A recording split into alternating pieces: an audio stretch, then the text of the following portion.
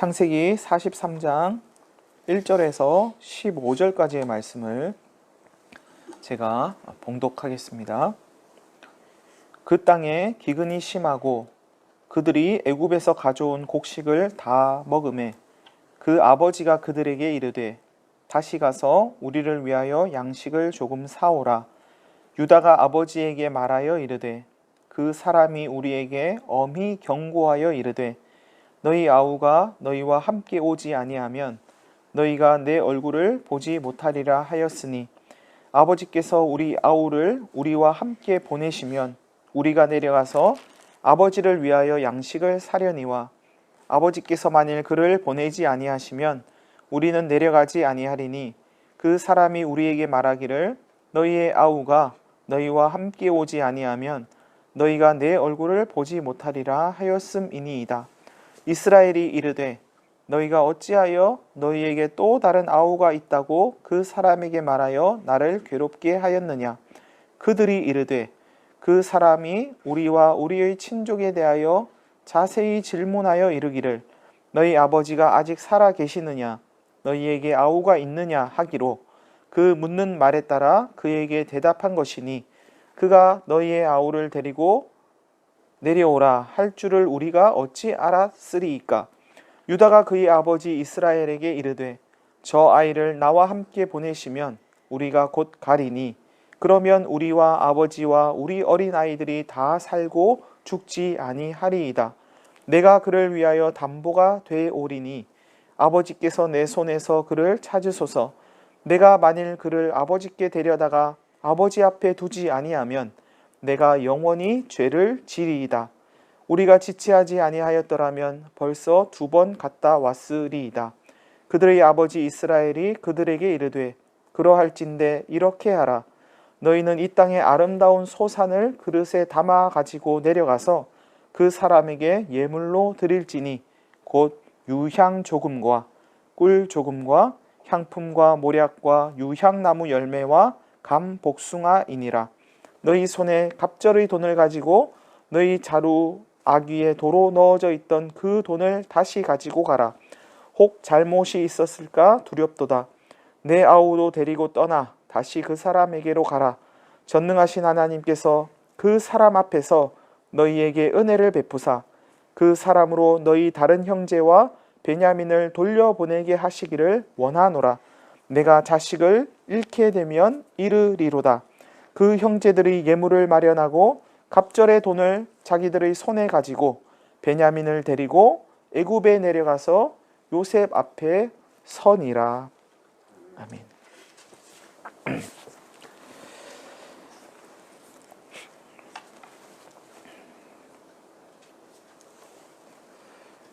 그 땅에 더욱 기근이 심해졌습니다. 이 땅은 가나안입니다. 가나안은 하나님께서 아브라함에게 내가 너와 내 후손에게 가나안 땅을 주어서 영원한 기업이 되게 하고 나는 그들의 하나님이 될 거다 하시면서 약속으로 주신 땅입니다. 뿐만 아니라 하나님께서는 아브라함의 아들 이삭의 아들 야곱과도 동일한 약속을 하셨습니다. 그런데 하나님께서 약속으로 주신 이 땅에 기근이 들었습니다. 다른 땅에는 다 기근이 들어도 하나님이 주신 땅에는 기근이 들면 안 되는 거 아닌가 하는 분들이 계실지 모르지만 하나님이 주신 땅에도 기근이 듭니다. 예수님께서 타고 계신 배에도 풍랑이 일고 물이 들어 찹니다. 하나님이 주신 땅이라고 기근이 피해가는 것 아니고 예수님을 모신 배라고 풍랑이 없는 것 아닙니다. 하나님이 주신 땅에도 기근이 들고 예수님을 모신 배에도 풍랑이 인다면 하나님이 주신 땅과 안 주신 땅이 무슨 차이가 있나? 예수님을 모신 배와 예수님이 안 계신 배가 무슨 차이가 있을까 하는 의문이 드실 텐데요. 큰 차이가 있습니다. 어떤 차이냐면 하나님과 관계가 맺어졌느냐 맺어지지 않았느냐의 차이가 있습니다. 하나님이 주신 땅에 살고 있다는 것은 하나님이 주신 약속을 받아들였다는 것입니다. 하나님의 약속을 받아들였다는 것은 하나님과 관계가 맺어졌다는 뜻입니다. 예수님을 배에 모셨다는 것도 마찬가지입니다. 예수님과 관계가 맺어진 겁니다. 반면 하나님이 주신 땅이 아닌 다른 곳에 살고 있는 것은 하나님과 관계가 아직 맺어져 있지 않다는 거죠. 우리가 하나님은 우리와 관계를 맺으셨는지 모르지만 우리가 하나님과 관계를 맺지 않았다는 겁니다. 예수님을 배에 모시지 않았다는 건 역시 예수님과 아직 관계가 맺어지지 않은 겁니다. 하나님과 관계가 맺어졌다면 풍년이든 기근이든 순풍이든 풍랑이든 그것은 더 이상 중요한 문제가 되지 않습니다. 초막이나 궁궐이나 내 주 예수 모신 곳이 그 어디나 하늘나라이기 때문입니다. 예수님의 십자가가 이것을 보여주셨고 예수님을 따른 제자들의 삶이 이것을 보여줬습니다. 예수님의 제자들이 고난과 핍박 속에서도 예수님이 우리의 주와 그리스도가 되신다고 증언하면서 순교의 길을 걸었던 것은 주와 그리스도가 되시는 예수님 때문이지 풍년 때문이 아닙니다. 하나님 때문이지 순풍 때문이 아닙니다. 여러분, 풍년이냐 기근이냐 순풍이냐 풍랑이냐 하는 것은 신앙의 문제가 아닙니다. 풍년과 순풍은 믿음의 결과이고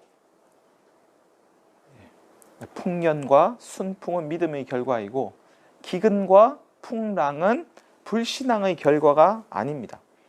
하나님을 믿는 신앙은 풍년이든 기근이든 순풍이든 풍랑이든 그것을 어떻게 받아들이느냐에 있습니다. 우리가 하나님의 말씀을 따르려고 애를 쓰는 것은 하나님의 말씀을 따르면 기근을 피해갈 수 있기 때문이 아닙니다. 하나님의 말씀을 따르면 풍년만 있을 것이기 때문이 아닙니다. 하나님의 말씀을 따라도 하나님의 말씀대로 살아도 기근을 만날 수 있고 풍랑을 만날 수 있습니다. 기근 때문에, 풍랑 때문에, 아픈 것 때문에, 힘들고 어려운 것 때문에 나는 믿음이 없나 봐. 하나님이 나를 사랑하시지 않나 봐. 하나님은 없나 봐. 하는 것은 어리석은 일입니다. 상황과 환경에 따라 하나님의 존재 여부, 하나님의 사랑 여부, 나의 믿음 여부를 판단하지 마시기 바랍니다. 어떤 상황과 환경에서도 우리의 주인 되시는 예수님과 함께하면 그곳이 하나님 나라이고 세상이 줄 수 없는 평강이 그곳에 깃든다고 하나님은 말씀하십니다. 상황과 환경에 따라 울고 웃는 그런 사람들의 틈바구니 속에서 한결같은 하나님 나라를 경험하시고 하나님께서 주시는 그 평강을 누리는 우리들이 되시기를 간절히 바랍니다. 야곱 일가가 애굽에서 가져온 곡식을 다 먹었습니다. 그 곡식을 다 먹는데 며칠이나 걸렸을까요? 야곱이 자녀들에게 다시 가서 양식을 좀 사오라고 합니다. 애굽에 붙잡혀 있는 아들 시므온, 그 아들은 안중에도 없는 것 같습니다. 애굽에 다시 가라고 하는 이유가 시므온 때문이 아니고 먹거리 때문입니다. 빨리 가서 그 잡혀있는 시므온 데리고 와라 하는 게 아니고 빨리 가서 먹을 것 좀 구해와라, 그렇게 이야기합니다. 야곱이 레아에게서 낳은 넷째 아들 유다가 이제 입을 엽니다. 그 사람은 요셉이죠. 그 사람이 우리에게 엄히 경고했습니다. 너희가 막내 아우와 함께 오지 않으면 내 얼굴도 못 볼 줄 알아라. 그러니 아버지께서 베냐민을 우리와 함께 보내셔야 양식을 사올 수 있습니다. 만약 베냐민을 보내지 않으시면 우리는 애굽에 갈 수 없습니다. 애굽에 가지 않겠습니다. 야곱이 다시 말합니다. 너희가 어째서 너희에게 또 다른 아우가 있다고 해서 나를 괴롭게 하냐. 형제들이 이구동성으로 외칩니다. 그 사람이 우리와 우리의 친족에 대해 자세히 물어서 그랬습니다. 너희 아버지가 살아계시냐? 너희 막내 아우가 있냐? 너희 아우가 있냐? 막내는 잘 있냐? 물어서 대답한 것뿐입니다. 그 아우를 데려오라고 할 줄 우리가 알았겠습니까? 요셉이 이들을 정탐꾼으로 몰아세웠다는 것을 안다면 형제들의 대처가 충분히 이해가 갑니다. 그래, 그러니까 그랬겠지. 유다가 다시 입을 엽니다. 아버지, 저 아이는 막내 동생 베냐민이죠. 저 아이를 나와 함께 보내시면 우리가 당장이라도 가겠습니다.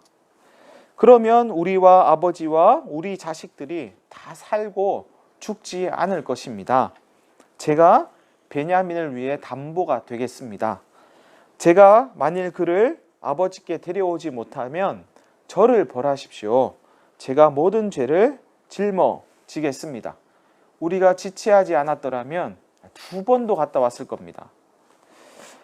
야곱은 베냐민은 놔두고 애굽으로 다시 가서 양식을 사오라 하고, 자녀들은 베냐민과 함께 가지 않으면 다시는 애굽에 갈 수 없다 하고, 아버지와 아들들 사이에 베냐민을 두고 실랑이가 벌어졌습니다. 마침내 야곱이 결단을 내립니다. 그러면 이렇게 해라. 너희는 이 땅의 아름다운 소산을 그릇에 담아서 예물로 가져가라.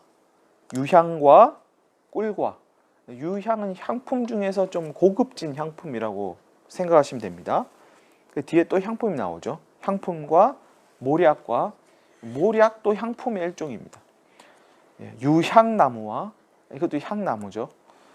유향나무 열매와 감복숭아를 가지고 가라. 아마 이게 가나안 땅에서 나는 귀한 토산물이었던 것 같습니다. 이것들을 가지고 가라. 또한 갑절의 돈을 가지고 가라. 자루에 도로 넣어져 있던 그 돈도 다시 가지고 가서 돌려줘라. 그리고 내 아우 베냐민도 데리고 가라. 예물과 돈과 베냐민, 이 3가지를 다 챙겨서 가라고 합니다. 심한 기근 가운데서도 야곱의 집에는 예물로 드릴 만한 귀한 토산물이 있었고 또 넉넉한 돈이 있었던 것 같습니다. 단지 먹거리가 없었을 뿐입니다. 야곱이 한마디를 덧붙입니다. 전능하신 하나님께서 그 사람 앞에서 너희에게 은혜를 베푸사 그 사람은 요셉이죠. 그 사람으로 너희 다른 형제와 베냐민을 돌려보내게 하시기를 원한다. 내가 자식을 잃게 되면 이르리로다. 여러분, 야곱의 이 말이 어떻게 들리십니까? 다 나를 해롭게 하는 거야 하면서 베냐민은 너희와 함께 애굽으로 갈 수 없어 단호하게 말했던 야곱이 달라졌습니다. 내가 자식을 잃게 되면 이르리로다. 야곱의 말이 달라졌습니다. 야곱의 마음이 하루아침에 달라졌습니다. 이렇게 야곱의 마음과 말이 바뀐 이유가 뭘까요? 예물 때문일까요? 이 예물을 받으면 그 사람의 마음이 풀어지고 베냐민도 무사히 돌아올 수 있을 거야. 갑절의 돈 때문일까요? 양식값으로, 먹거리 값으로 이 정도의 돈을 주면 그 사람의 마음도 풀어지지 않겠어? 그러면 베냐민도 무사히 돌아올 수 있을 거야. 유다 때문일까요? 내가 다른 아들은 몰라도 이 유다는 참 믿을만하지, 믿음직한 아들이지, 유다가 목숨을 걸고 약속을 하는 것을 보면 무슨 일이 있더라도 유다가 베냐민을 꼭 데리고 올 거야. 내가 유다를 믿어. 야곱이 담대해진 게 예물 때문일까요? 아니면 돈 때문일까요? 그것도 아니면 유다 때문일까요? 야곱의 마음이 담대해진 것은 예물 때문이 아니고 돈 때문도 아니고 유다 때문도 아닙니다. 하나님 때문입니다. 하나님의 은혜를 구하는 믿음 때문입니다. 다시 한번 야곱의 말을 들어보십시오. 전능하신 하나님께서 그 사람 앞에서 너희에게 은혜를 베푸사 그 사람으로 너희 다른 형제와 베냐민을 돌려보내게 하시기를 원한다. 여러분, 하나님의 은혜를 구하는 사람은 마음이 담대해집니다. 하나님의 은혜를 구하는 것은 자기 자신을 의지하지 않고 하나님을 의지하는 것이기 때문입니다. 하나님께 모든 것을 맡기는 것이기 때문입니다. 우리 마음에 불안과 초조함이 생기고 다 나를 해롭게 하는 거야 하는 마음이 생기는 것은 내가 나를 책임지려고 하기 때문입니다. 여러분, 내가 나를 책임질 수 있습니까? 책임지려고 하지만 책임 못 집니다. 책임질 수 없는데 책임지려고 하니까 불안해지는 거죠. 내가 나를 책임질 수 없는데 내가 나를 자꾸 책임지려고 하니까 불안해지고 초조해지는 겁니다. 이걸 이제 또 교묘하게 이용해가지고 책임을 회피하면 안 되겠죠. 그런 쪽으로 이용하면 안 되겠지만 아무튼 우리는 우리 자신을 책임질 수는 없습니다. 사람이 초조함과 불안에서 벗어나는 길은 딱 하나밖에 없습니다. 내가 나를 책임지려 하지 않고 정말 나를 책임질 수 있는 분에게 나를 맡겨야 합니다. 그러면 불안과 초조에서 벗어날 수 있습니다. 맡기지 못하면, 누군가에게 맡기지 못하면 또다시 스스로를 책임지려고 하는 늪에 빠지게 됩니다. 늪입니다. 내가 나 자신을 책임질 수 없고 부모님도 나를 책임져 줄 수 없고 세상에는 내가 전적으로 의지할 만한 것이 없다는 것을 알았을 때 그때 찾아오는 불안과 초조함에서 벗어나려면 언제 어디서나 무슨 일이 있어도 나를 책임져 줄 수 있는 하나님, 그 하나님을 의지하는 것밖에는 답이 없습니다.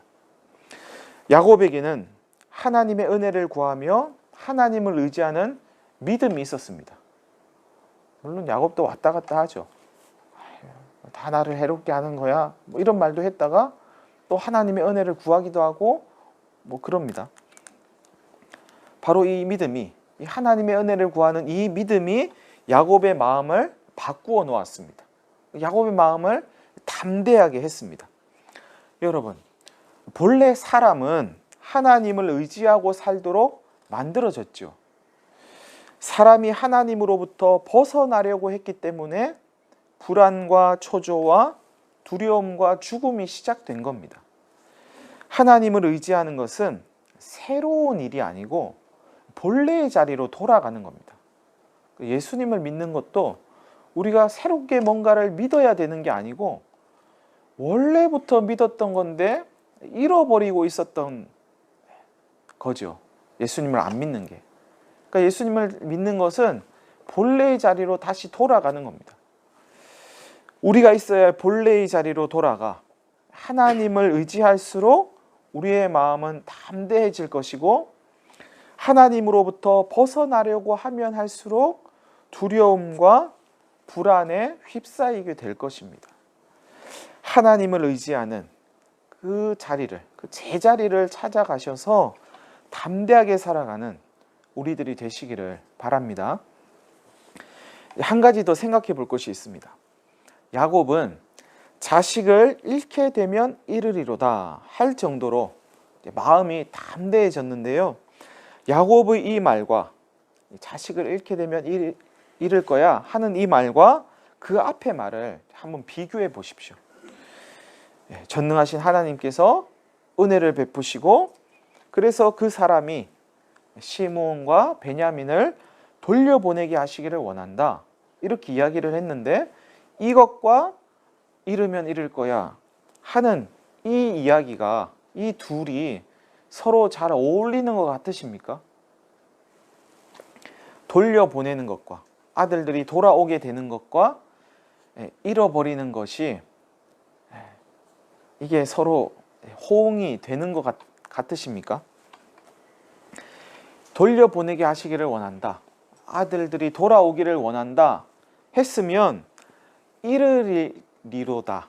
잃어버릴 거야는 빼야지 이게 맞는 거 아닐까요? 하나님 이렇게 해주세요. 하나님이 이렇게 해주실 줄 믿어요. 해놓고 안 되면 말고요. 이렇게 했다는 건데요. 이게 받아들일 만 하신가요? 혹 야고보의 이 말이 잃어버리면 잃게 되면 잃어버릴 거야 하는 이 말이 믿음이 없어 보이진 않으십니까? 믿음 없는 말 같지 않으십니까? 돌려보내게 하시기를 원한다 했으면 끝까지 그것을 붙잡아야지. 왜 믿음 없는 소리 하냐? 왜 잃어버리면 잃어버릴 거야? 그런 말은 왜 하냐?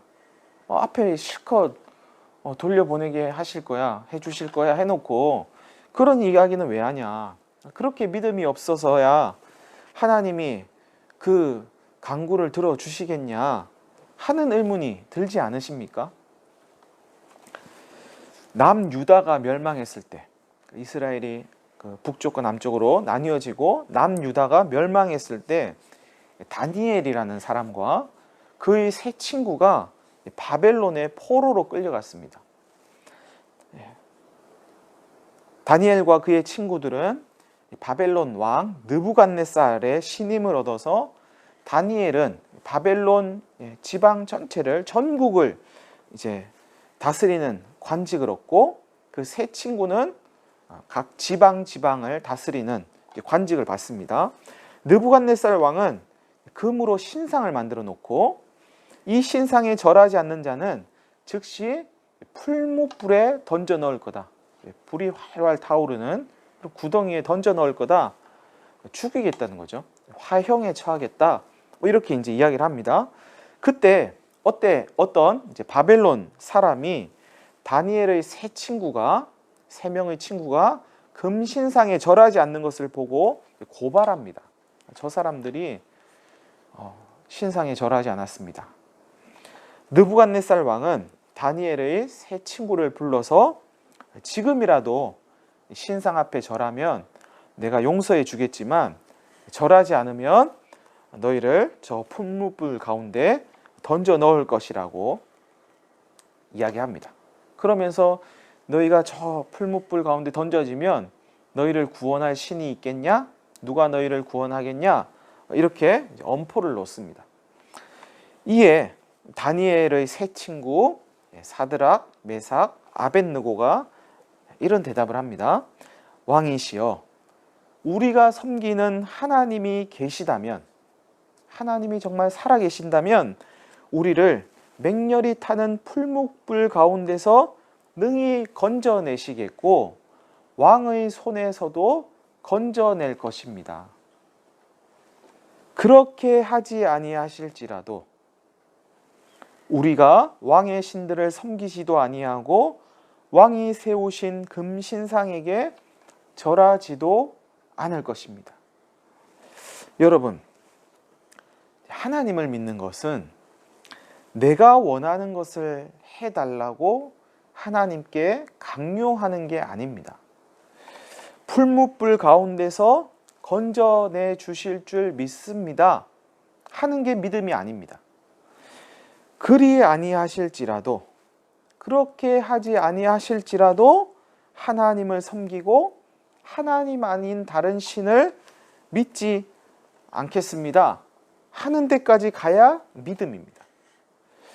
예수님께서 기도하셨습니다. 아버지여, 아버지께는 모든 것이 가능하오니 이 잔을 내게서 옮겨 주십시오. 그러나 나의 원대로 마시고 아버지 원대로 하십시오. 예수님이 원하는 것을 하나님께 요구했습니다. 십자가 지기 싫습니다. 십자가 안 지게 해주세요. 이렇게 요구했습니다. 그러나 예수님의 기도는 거기서 끝나지 않았습니다. 나의 원대로 마시고 아버지 원대로 하세요.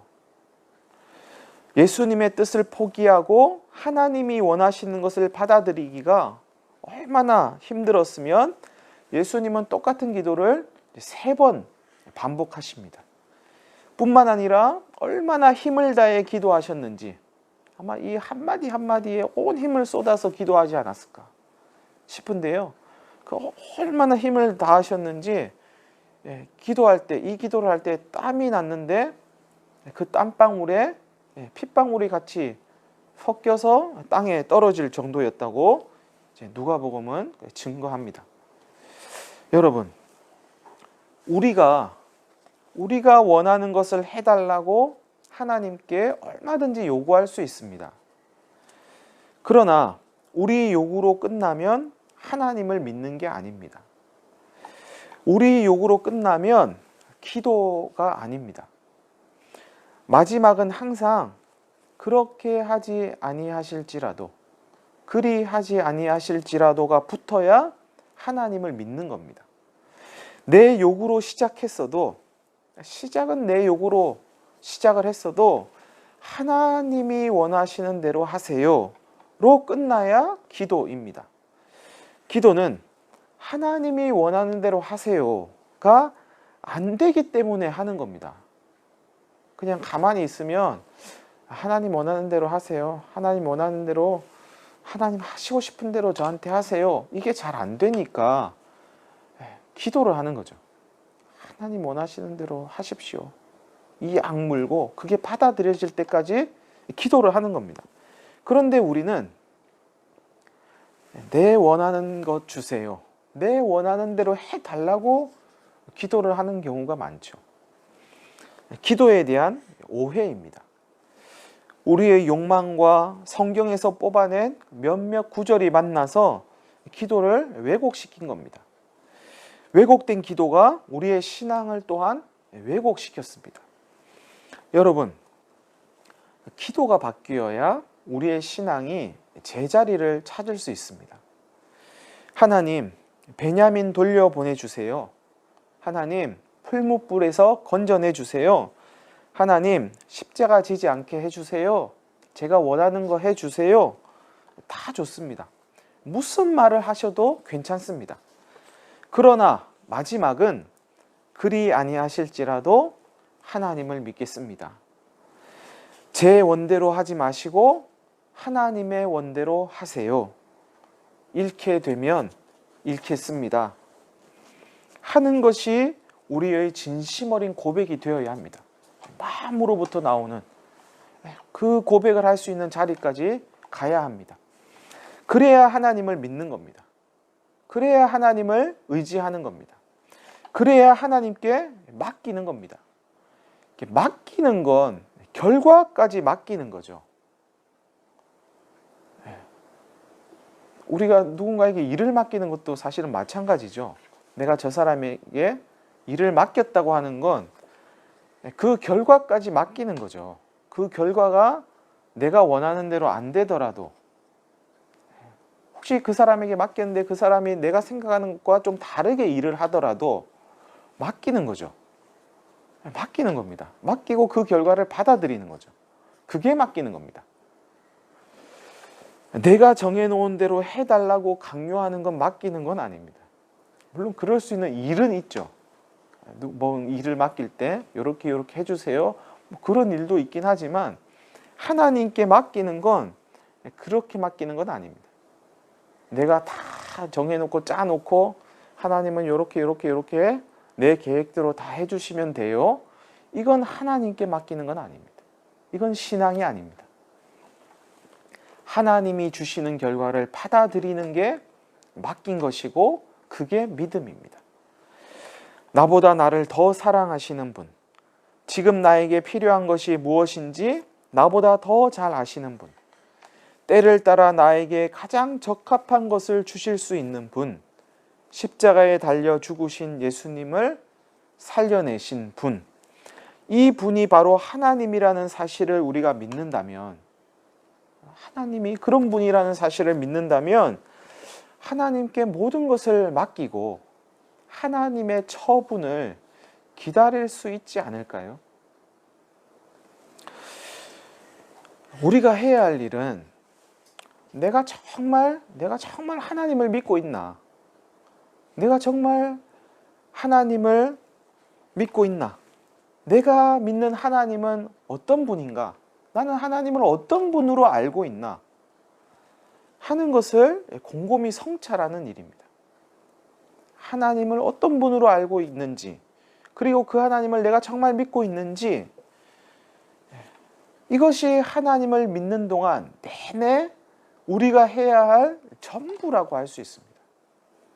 하나님을 바르게 알면 알수록, 하나님을 정말 믿으면 믿을수록 하나님을 신뢰할 수 있게 되겠죠. 정말 맡길 수 있게 되겠죠. 하나님이 그런 분이지, 천지 만물을 창조하시고 나를 만드시고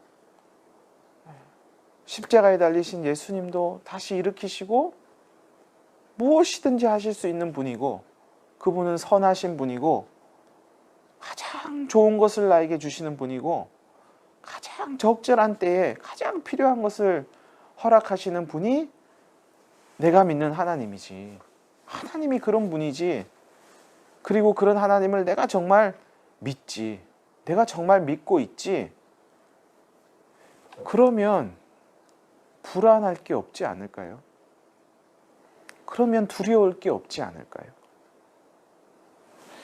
여러분, 우리가 모여서 예배하고 교제하고 얼굴과 얼굴을 대면하지 못한 게 이제 오늘로 8주째입니다. 8주째. 이제 온라인 예배도 적응이 돼서 굳이 모이지 않아도 될 것 같은 생각이 혹 드실지도 모르겠습니다. 뭐 이렇게 예배 드리고 하는 것도 뭐 괜찮네. 근데 저는 전혀 그렇지가 않습니다. 전혀 그렇지 않습니다. 참 이거 예배 여기서 예배 인도하는 것도 힘들고 설교하는 것도 참 힘들고요. 전혀 그렇지 않습니다. 적응이 될까봐 이게 좀 두렵습니다.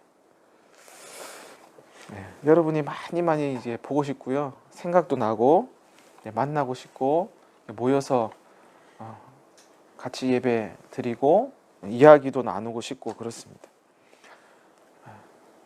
한편으로는 이러다가 정말 이제 모이지 못하는 거 아닌가 싶어서 초조하기도 합니다. 그런데 이제 오늘 말씀을 통해서 이러한 초조함이, 제 마음에 있는 이러한 초조함이 나의 믿음 없음이구나 하는 사실을 이렇게 발견하고, 그리 아니하실지라도 하나님 원대로 하세요, 잃게 되면 잃겠습니다 를 이렇게 되뇌면서 마음을 또 다잡아 봅니다. 하나님이 다 하시는 일이고, 또 이렇게라도 예배를 드릴 수 있는 게 또 감사한 일이고, 또 이 기간이 길어지는 것도 이유가 있을 것이고, 하나님이 무언가를 하고 계시겠지. 우리가 알지 못하지만 또 좋은 길로, 선한 길로 분명히 하나님은 이끌고 계신 거겠지 하는 마음을 또 다잡아 봅니다. 여러분, 두어 달 동안 모이지 못했음에도 불구하고 예배의 자리를 잘 지켜주셔서 참 고맙습니다. 여러모로 힘들고 어려운 것들이 있으실 텐데 믿음 안에서 여러분의 마음을 다독이고 지켜주시고 또 일상을 잘 살아주셔서 또한 고맙습니다. 사랑하는 여러분, 그리 아니하실지라도 하나님의 뜻대로 하십시오. 내 뜻대로 하지 마시고 하나님 뜻대로 하십시오. 잃게 되면 잃겠습니다. 하는 이것이 하나님을 믿는 믿음의 근본이라는 사실을 다시 한번 마음에 새기시면서 기도와 신앙의 올바른 길을 걸어가는 우리 모두가 되시기를 간절히 바랍니다. 이 시간 한 1분 정도 기도하겠습니다.